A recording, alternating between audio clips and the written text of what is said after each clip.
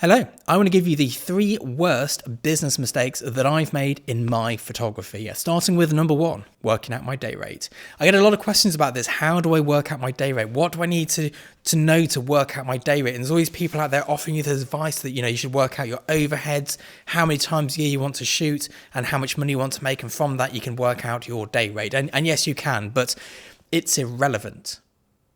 What you want your day rate to be is irrelevant. What actually matters is what the market will tolerate. And let me explain this to you. In my industry, there is a specific day rate that a lot of people have budgeted in for their photography. They might say, we want a photographer who costs £2,000 a day.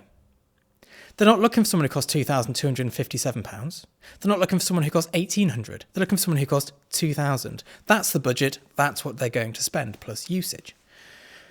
You have other clients out there who are looking for a photographer at $500 a day. You might be $650, you might be $450, but they've got $500. So understanding what the ceiling is of your potential client is actually the way to work it out. So rather than going, here's my overheads, here's how often I want to shoot, which is completely out of your control, and here's what I want to make, how about doing this? Here is what the market will tolerate. Here's how much I think I might be able to work. So let me work out what my overheads can be within that. You're probably going to find you need to go and return your mirrorless cameras, by the way, because most photographers spend more than they should on overheads. So that's how you need to be doing it. Not the way I did it originally, because nobody cares what you think you're worth. You need to work out what the market thinks you're worth and then build your business upon that. Linked to that is buying gear. And yes, I did a lot of this. I did a lot of, I really need this kit to be able to do this sort of work. And this harps back to the first point. The kit you need is the kit you can afford. The kit you can afford is based on what the market will tolerate for your level of work. Never sit there thinking, well, if I have this, I can charge more. Because you can't. Now, just to quickly jump in here, if you are enjoying these videos, do hit subscribe. The more subscribers we have, the more views we get, the more money it makes, and therefore, the more videos I can create. And also, the more elaborate videos, less talking head, more moving around doing fun stuff videos I can create. So I'd greatly appreciate it if you could hit that sub button. I've been shooting on the same 5 DSLR camera bodies for years, and they'll continue to be used for years, unless there's a change in the output requirement, and that is what my clients need to put out there. These will be my daily workhorse cameras, because if I buy a more expensive camera today, where do I pass that cost on to? And I know some of you are thinking, well, yes, it's tax deductible.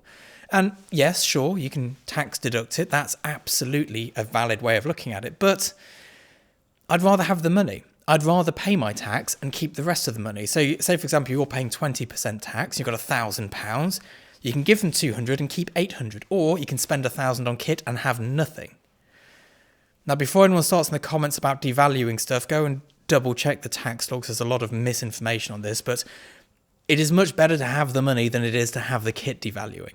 Okay, it just is. And there's a lot of people who are very funny about paying tax, but tax is just a fact of life. You're going to have to pay it, much like my hair disappearing. It's a fact of life. It was going to go. So we need to be thinking more carefully about kit we buy. And another thing we often do is we put off doing something. We put it off like, oh, I'm not going to do that shoot until I've got this bit of kit. I'm not going to do this until I've got that bit of kit.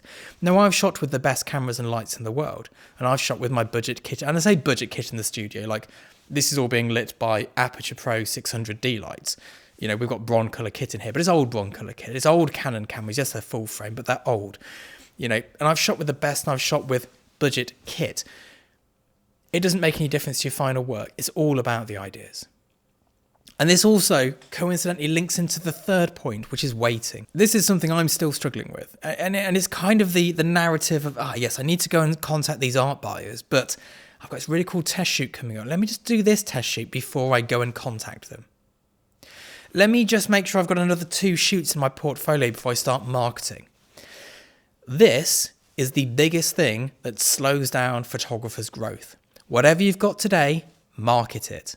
Don't wait. Don't go, yes, but, because at one point, the shot you had today was the shot you're waiting for. And when you've got those shots, there'll be new shots on the way. Just market what you have. Somebody will want it. Somebody will buy it. Marketing stuff that you're not happy with yet is better than not marketing at all. It just is. It's better to do something badly than not at all. No one's going to remember. If your work really does suck and you're unsure, if you send it out and it sucks, and you send out some good work 2 months later on, no one's going to remember the bad work. You're not that important. None of us are that important. Nobody really cares about what it is we're doing. We fix a problem. So just send it out there, get on with it.